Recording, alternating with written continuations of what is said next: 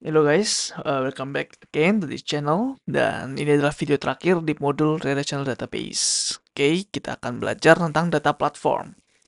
Jadi di video ini kita nggak ada praktek at all ya. Kita hanya theoretical aja gitu. Karena gue akan mengintroduce kalian beberapa data platform yang sering dipakai ya, terutama di enterprise system ya, di sistem yang besar. Kalau misalkan kalian membuat sebuah program atau sebuah sistem dengan skala yang kecil, ya kemungkinan besar kalian nggak pakai platform-platform ini gitu ya. Oke, jadi kita membahas beberapa, ada OLTP dan OLAP ya. Kemudian ada data warehouse, di mana kita menyimpan semua data di dalam database ini, single source of truth. Kemudian ada data mart juga, which is ini adalah extension dari data warehouse. Kemudian data lake, di mana mirip seperti data warehouse tapi lebih ke unstructured data. Kemudian data lake house ini adalah gabungan dari data lake dan data warehouse digabung gitu ya. Ini relatif baru ya, relatively new konsep. Kemudian ada data mesh, ini adalah dimana mirip seperti data mart tapi secara governance, secara data semuanya adalah milik orang masing-masing ya, jadi decentralized seperti itu. Kemudian data fabric ini juga decentralized tapi dibuat suatu dashboard atau suatu sistem yang bisa memanage semua data-data yang tersebar gitu ya. Oke, kita langsung aja di yang pertama ya. Ada OLTP sama OLAP. Jadi OLTP ini singkatan dari Online Transactional Processing. Dan OLAP adalah Online Analytical Processing gitu ya. Jadi ada dua kata kunci di sini, transaction dan analytical. Nah, dua hal ini adalah dua tipe data processing system yang digunakan di field database management ya. Masing-masing didesain untuk support beberapa tipe database, aplikasi dan workload. Jadi ini ada perbedaan ya antara OLTP sama OLAP gitu. Perbedaannya adalah di sini teman-teman. Jadi yang pertama ada purpose sama fokusnya ya. OLTP kan transaction ya tadi ya, kata kuncinya. Jadi itu dia manage transactional data ya. Dia itu fokus ke day-to-day transaksi operation. Contohnya misalkan seperti misalkan seperti payment gitu atau order.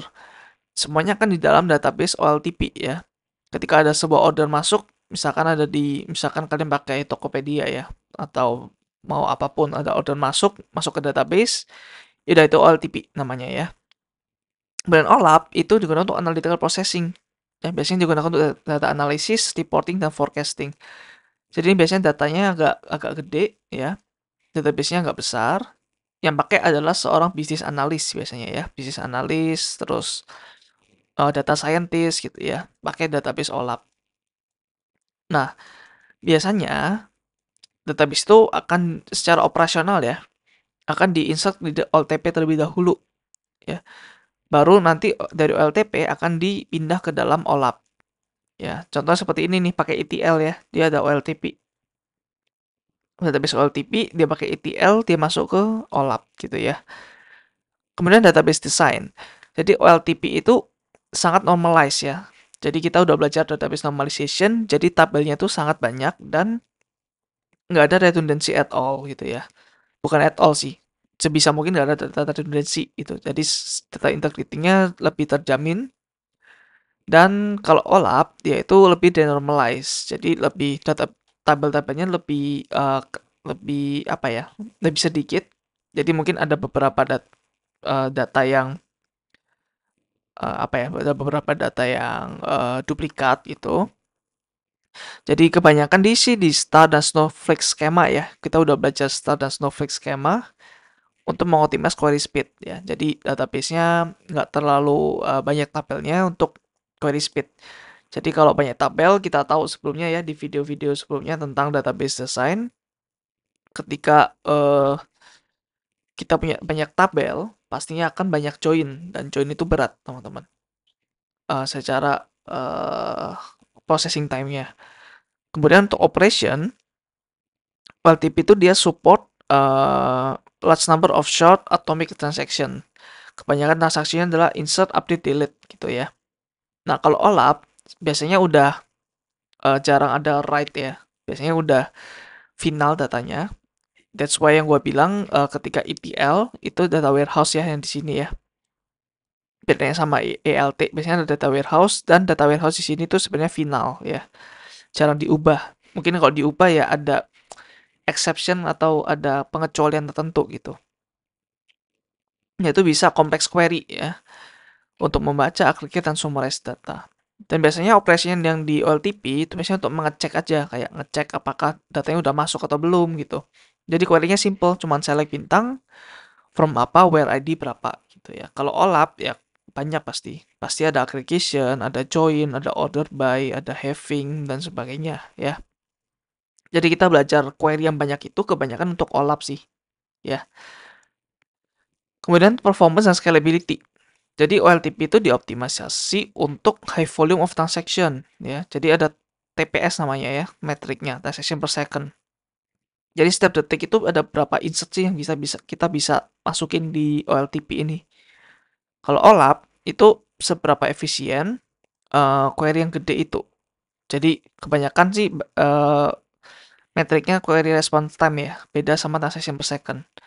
Jadi ketika kita query hal yang SQL yang banyak banget, yang joinnya banyak, jadi metriknya adalah response time-nya harus cepat gitu ya. Kemudian data volume dan historical data. Nah, di OLTP biasanya tuh volumenya tuh lebih kecil teman-teman ya. Kenapa? Karena ini udah dipindah ke OLAP ya. Jadi OLAP itu yang gede. Jadi ini bakal dihapus gitu. Namanya adalah housekeeping biasanya ya. Untuk menghapus data-data yang udah lama di OLTP ini. Nah, kalau OLAP, larger volume of historical data untuk trend analysis over time. Contohnya adalah ini ya, bank ATM transaksi, retail system gitu ya. Kalau data warehouse contohnya ya untuk apa ya, kita bisa mengenerate suatu insight ya, data science atau business intelligence untuk trend prediction, strategic decision support atau decision making juga bisa. Nah, jadi OLTP sama OLAP ini hanya konsep aja teman-teman. Jadi ada beberapa vendor yang mungkin fokusnya di OLTP, ada yang di OLAP gitu ya. Dan biasanya sih mungkin database OLAP ini jauh lebih apa ya, jauh lebih kompleks kali ya dalamnya itu. Kalau LTP itu sebisa mungkin harus ramping kali ya biar transaction per second-nya bisa bisa cepat gitu. Kalau OLTP kebanyakan fitur, jadinya nanti bisa jadi overhead mungkin. Oke, yang pertama data warehouse. Ini pastinya ya OLAP ya harusnya ya.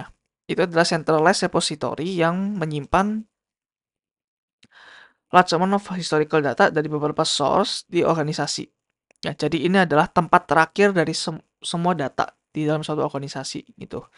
Jadi sentralnya adalah di data warehouse dan ini adalah single source of truth ya. Source of truth. Jadi biasanya di perusahaan atau di enterprise system, database itu ada banyak teman-teman ya. Ada di use case ini misalkan di order ada database sendiri. Kemudian di payment ada database sendiri. Di customer ada database sendiri gitu. Dan bisa aja nggak konsisten datanya. Ketika data di customer lebih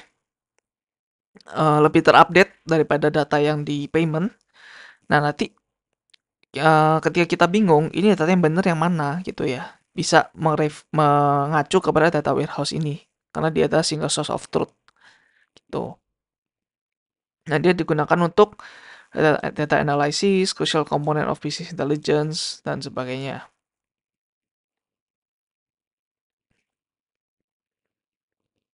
Oke, dia enable organisasi untuk membuat decision ya, based on comprehensive insight.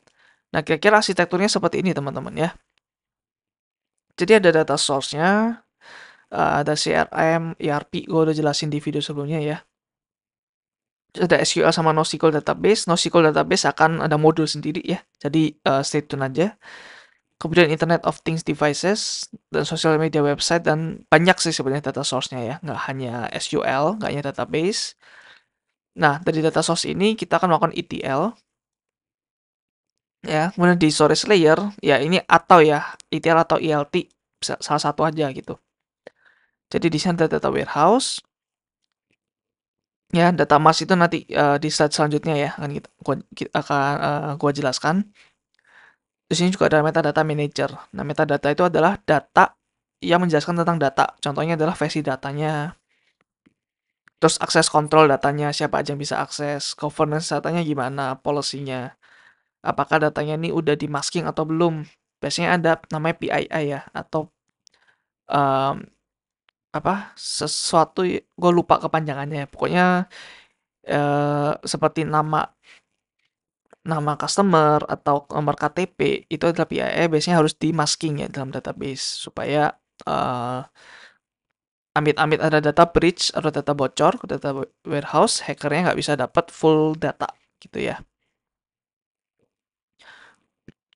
Oke, kemudian data warehouse ini biasanya digunakan untuk tadi ya business intelligence, reporting, machine learning dan lain sebagainya gitu.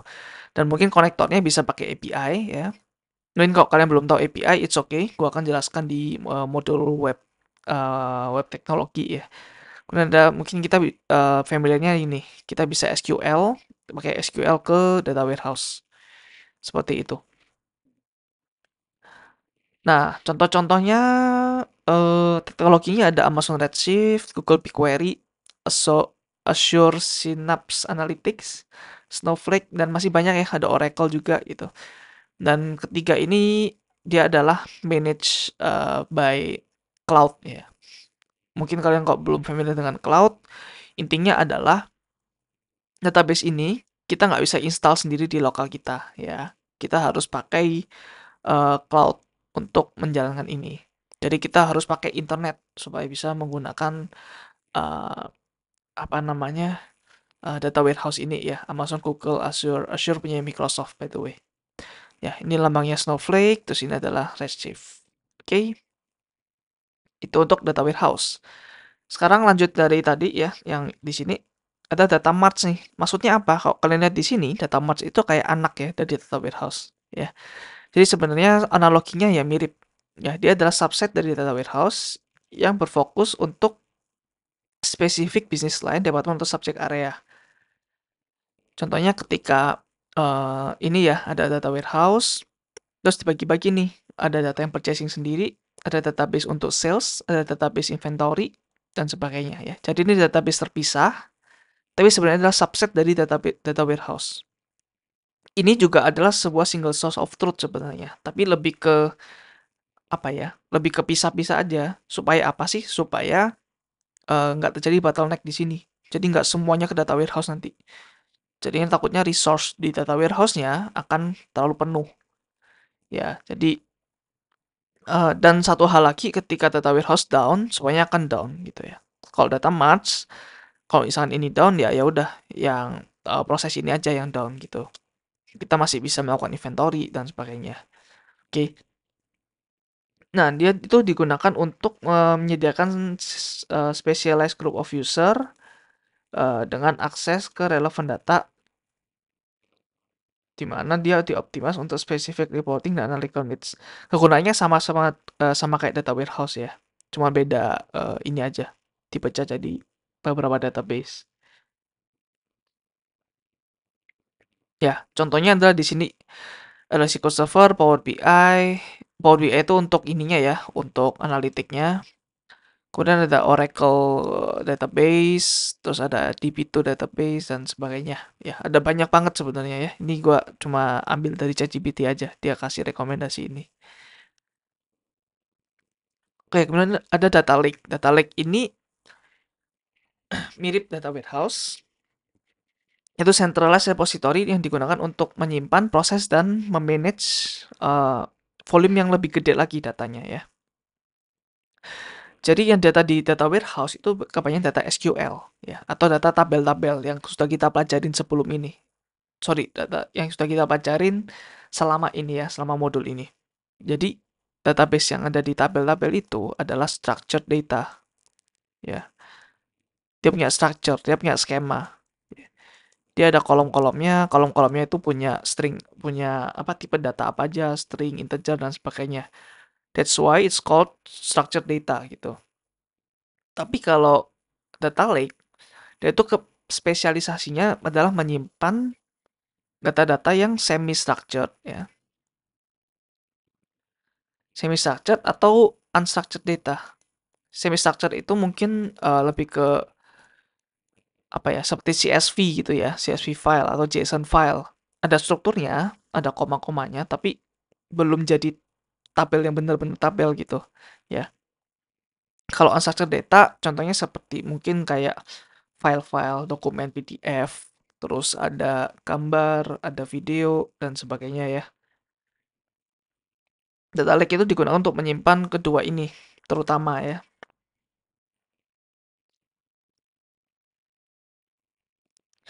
Untuk yang structured sebenarnya juga bisa ya. Tapi mungkin nggak ada pembedanya sama data warehouse nanti. Jadi kebanyakan sih untuk ini ya, semi-structured dan unstructured. Nah, dan di dalam data lake ini sebenarnya ya kebanyakan pakai ELT ya. Dimana datanya kan di database database yang apa OLTP ya, OLTP. Terus dia masuk ke data lake di sini. Terus dia akan melakukan transform.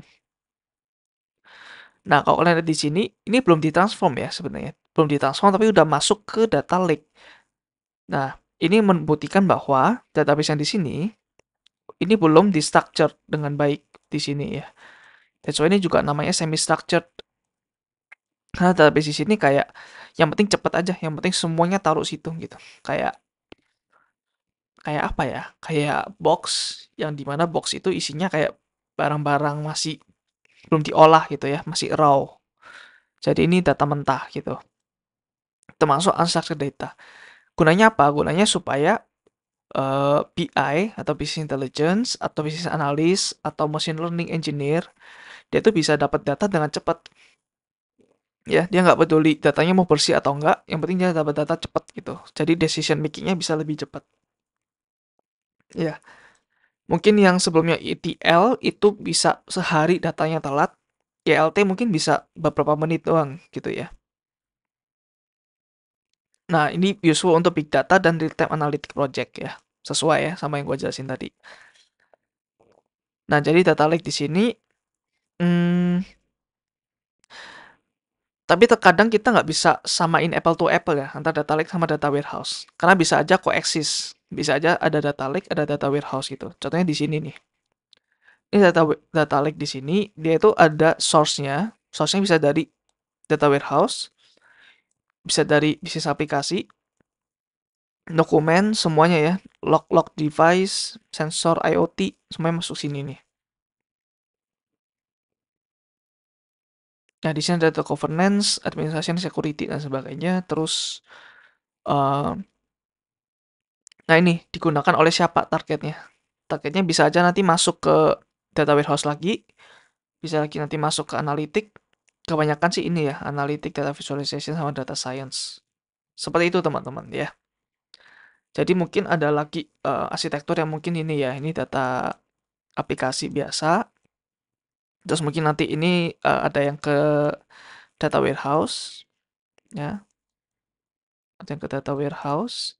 Terus nanti mungkin ada yang ke data lake. Jadi ini coexist teman-teman, ya. Jadi nanti mungkin ETL di sini ya, ini transform dulu di sini. Terus ini baru ELT, ya. Dan bisa aja nanti data lake ini akan ditaruh ke DWH, DWH juga data warehouse juga bisa taruh di data lake lagi dan sebagainya ya. Jadi ini tuh lebih cepat ya. Ini tuh lebih cepat datanya. Ini lebih lama tapi lebih structured yang di sini. Lebih bersih ya. Structured terus ini cleaner. Gitu ya. Jadi itu perbedaan antara data warehouse dan data lake. Oke. Kemudian ini ada data lakehouse. Ini adalah konsep yang baru ya. Biasanya ini diterapkan oleh Databricks idenya. Data lakehouse itu adalah modern data management, arsitektur yang mengcombine elemen-elemen dari data lake dan data warehouse. Jadi dia itu berusaha sebagai data warehouse, di mana positif-positifnya masuk semua tuh. Jadi ini bisa cepet ya, fast, structured ya, atau clean juga datanya, atau unstructured juga bisa gitu ya, unstructured. Jadi terkadang machine learning engineer itu lebih suka data yang unstructured atau belum dibersihin gitu ya. Kenapa? Kadang kita bisa menemukan sebuah insight yang menarik ketika data itu masih mentah, teman-teman. Jadi ketika data itu udah diproses, udah seperti kayak video sebelumnya ya, dibuat HTTPS, kemudian hurufnya dikecilin gitu. Itu akan menimbulkan suatu apa ya, shift data. Jadi ada data yang berubah gitu. Contohnya ketika HTTP kita ganti HTTPS. Jadi pada sebelumnya kita tahu bahwa itu nggak secure ya HTTP gitu. Jadi mungkin machine learning engineer bisa dapat insight itu. Oh ternyata sebelumnya itu HTTP gitu, bukan HTTPS yang bersih. Jadi gitu ya. Jadi lebih punya insight tambahan gitu. Kalau misalkan belum sebersih itu ya dari data dari machine learning engineer. Nah, ini adalah hybrid model yang digunakan untuk mencari scalability dan flexibility dari data lake untuk menstore banyak data untuk raw unstructured data dan juga positif sama-sama positif ya, positif data lake sama positif data warehouse digabung nih. Traditionally found in data warehouse. Goalnya adalah mensupport banyak data analytical machine learning aplikasi dengan membuat data storage yang efisien untuk retrieval dan analisis di satu sistem doang. Ya, jadi ini centralized banget. Kalau gagal ya ya udah, kalau misalnya ini gagal ya udah berarti ya game over gitu ya. Data lakehouse. Kekurangannya mungkin itu. Jadi um, jadi kalau misalkan ada orang yang mau cepet, oke ada. Kalau orang mau data yang bersih, oke ada gitu ya. Data yang unstructured, oke ada. Jadi semuanya ada di sini. Gitu ya. Jadi ini kira-kira untuk arsitekturnya. Data warehouse kan ini ya structured data. Terus ada ETL ke data warehouse, udah lebih clean, lebih bersih. Udah kan untuk business intelligence, BI, dan reporting. Kemudian ada data lake ya.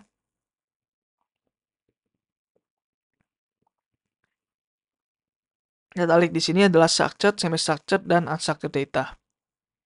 Kita bisa ETL di sini juga, bahkan bisa tahu di data warehouse kayak tadi. Dan ini tambahan bisa data science. Ya, tadi data science itu bisa ke data lake, bisa ke data warehouse. Kalau mau yang cepat di sini, kalau mau yang ori di sini, gitu ya. Sorry, kalau mau yang clean di sini, kalau mau ori di sini. Gitu. Machine learning juga kebanyakan sih dari sini ya, bukan structured. Oke, ini satu lagi ya. Kenapa namanya data? Gue lupa menjelaskan kenapa namanya ya. Warehouse kan gudang ya. Berarti semuanya ada di situ gitu ya, warehouse. Data mart ini lebih ke mart itu market ya. Jadi apa ya? Mungkin masih mungkin dibagi jadi beberapa mart gitu. Pembagian. Jadi dari satu gudang ada beberapa martnya sendiri-sendiri. Kalau lake kan danau ya, berarti di danau itu ada semuanya ada gitu ya. Mau ada ikan, ada tumbuhan, ada apa, semuanya di danau tersebut. Ya, jadi kan sementara sebelum ke laut nanti ya. Laut itu ya analoginya adalah data warehouse. Lakehouse adalah gabungan ya, dari data lake dan data warehouse gitu. Ya nggak ada arti khususnya. Ya, ini yang data lake house. Ya ini tadi ya, nih gabung nih. Data data lake sama data warehouse yang digabung jadi satu aja gitu. Mau mau kalian mau PI, mau report, mau data science, mau machine learning, satu doang di sini. Ya. Kalau ini kan kelihatan ada dua ya. Ada data lake di sini, ada data warehouse di sini. Jadi ada dua source. Kalau ini cuma satu aja. Gitu. Kalau ini ya susah. Kalau machine learning ini susah. Gitu. Oke. Data mesh, dia itu mirip sebenarnya sama data mart ya. Tapi dia itu database-nya. Kalau data mart, ini kan part of that warehouse. Jadi, lihat ini ada subset. Tapi kalau data mesh itu adalah beberapa database, ya. yang saling ini sebenarnya, yang saling ada di satu community, satu cluster ya namanya ya. Di mana satu cluster ini dia punya governance sendiri, punya aturannya sendiri ya, punya governance sendiri. Jadi misalkan nggak sembarangan orang bisa akses database ini, ya ya oke gitu ya. Nah, seperti itu. Em, jadi ini lebih ke data arsitektur aja sih sebenarnya. Dan organizational design, dia itu distributed ya. Dan ini paradigm shift dari traditional centralized data management system seperti data warehouse atau data lake. Jadi yang centralized diubah menjadi decentralized, di mana ada distributed database. Jadi ini bisa aja punyanya si departemen finance, ini departemen marketing, ini punyanya departemen IT gitu ya. Jadi nggak ada di satu satu database yang sama ya. Tapi ini di dalam satu policy yang sama, satu governance yang sama gitu. Ya, contohnya adalah Databricks sama Snowflake ini juga bisa mendukung data mesh. Nah, arsitekturnya seperti ini teman-teman. Ya, sorry. Jadi ini yang tadi governance-nya. Jadi seperti interoperability kayak tadi yang misalkan di pulau di video sebelumnya ya. Di Pulau Jawa ada satu database, di Sulawesi satu database, itu mungkin bisa dilakukan policy seperti itu. Dokumentasinya juga harus centralized ya. Security policy-nya juga, privacy-nya, compliance-nya juga ya, terutama ke government ini ya, compliance policy. Nah, kalau di sini ini ya masing-masing sendiri ya. Ini finance, ini mau marketing, mungkin yang ini mau IT gitu. Dia punya sendiri-sendiri gitu. Jadi ada data produk ya. Data produk itu ya datanya yang ada dalam departemen itu. Oke, terus ada juga data platform team ya. Self-source data platform berarti siapapun mungkin kalau punya akses, dia bisa mengakses domain apapun meskipun dia bukan orang finance, tapi mungkin dia bisa akses domain finance kalau dia dikasih akses ya. Siapa yang memberi akses ya yang di sini nih, governance group yang di sini gitu. Jadi ini self service ya, dia self service, dia punya engine-nya sendiri. Nanti bebas mau engine-nya ini mau connect ke database yang mana, mau ini, mau ini, mau ini gitu. Dan sebagainya ya. Itu untuk data mesh, kemudian data fabric yang terakhir nih. Data fabric itu sebenarnya ya um, apa ya? Untuk mensimplify dan mengintegrasi data management melewati cloud dan on-premise environment ini bahasanya agak tinggi ya, tapi yang penting apa ya? Esensinya adalah data fabric ini untuk menyatukan beberapa data yang tersebar di berbagai lokasi. Bisa aja nanti ada yang di cloud datanya, ada di internet ya. On-premise itu bisa aja di rumah ya, di database di server kita sendiri ada database. Di sini ada database. Jadi data fabric itu untuk melakukan manajemen dari semua database-database ini yang terpecah-pecah jadi satu aja untuk monitoring dan sebagainya gitu. Ya, bukan berarti centralized ya, tetap punya sendiri-sendiri di berbagai tempat.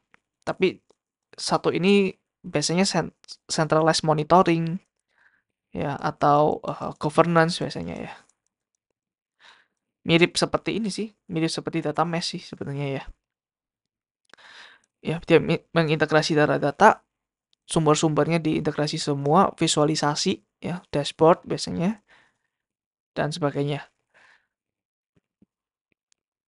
Contoh-contohnya nih, ada IBM Cloud Pak, NetApp Data Fabric, sama IDMC. Nah, ini adalah perbandingan-perbandingannya ya. Untuk tipe datanya data warehouse, dia structured. Data mart juga structured, yang lain bebas ya. Kemudian purpose-nya nih, data warehouse untuk BI dan report. Data lake untuk big data analytics dan machine learning. Karena semi-structured ya, dan unstructured. Data mesh itu decentralized data ownership dan governance, biar lebih, apa ya, biar nggak ada centralized itu. Karena apa? Kalau centralized, dia itu SPOF ya, atau single point of failure namanya. Sorry, ada namanya SPOF atau single point of failure. Jadi ketika satu database itu mati, ya, semuanya ikut mati, gitu.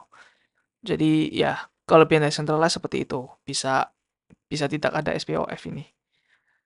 Data mart yaitu spesifik bisnis atau department aja ya. Jadi ini kan related ya sama data warehouse. Kemudian data fabric itu unified view ya.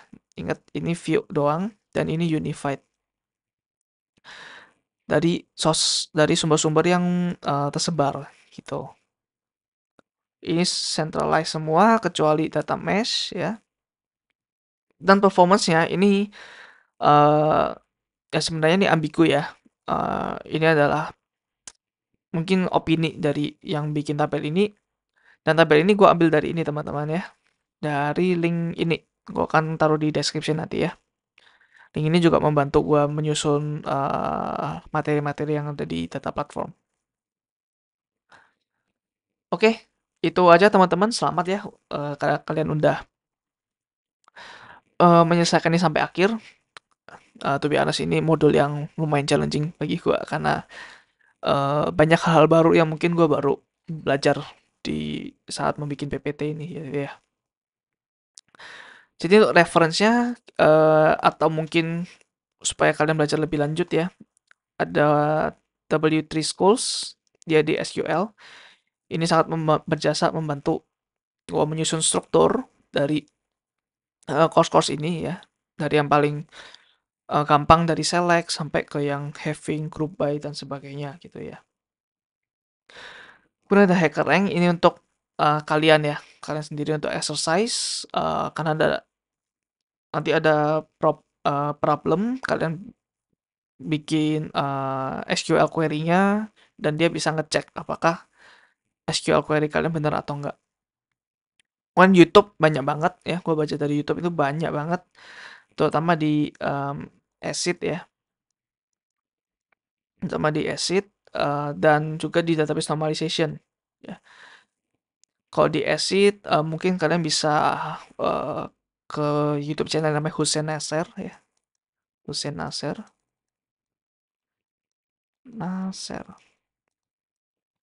Sorry, tulisan gue jelek. Terus buku ya, buku desain intensive application, terutama di bab terakhir ya. Atau ini ACID ini juga banyak dibahas di sini. Data platform dan database operation juga banyak banget dijelaskan di buku ini. Sebenarnya buku ini untuk senior developer ya sebenarnya. Mungkin kalau untuk pemula kurang cocok gitu ya. Tapi untuk kalian yang mungkin intermediate atau udah beberapa lama di industri IT, ini buku sangat recommended gitu ya. Dan yang terakhir, experience dari dunia nyata gitu ya. Dimana database ini perlu banget namanya experience, nggak bisa hanya teori-teori dan teori. Jadi itu teman-teman untuk video terakhir di modul relational database.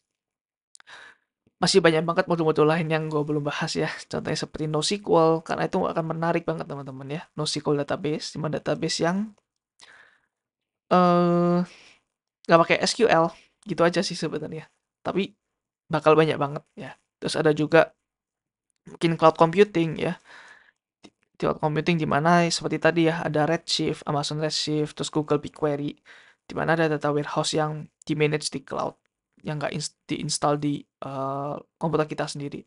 Dan itu ada kerumitan tambahan lagi ya. Dan mungkin kedua materi ini akan dijelaskan di modul terpisah ya. Jadi ntar ada modul NoSQL sendiri, ada modul cloud computing sendiri, dan seterusnya.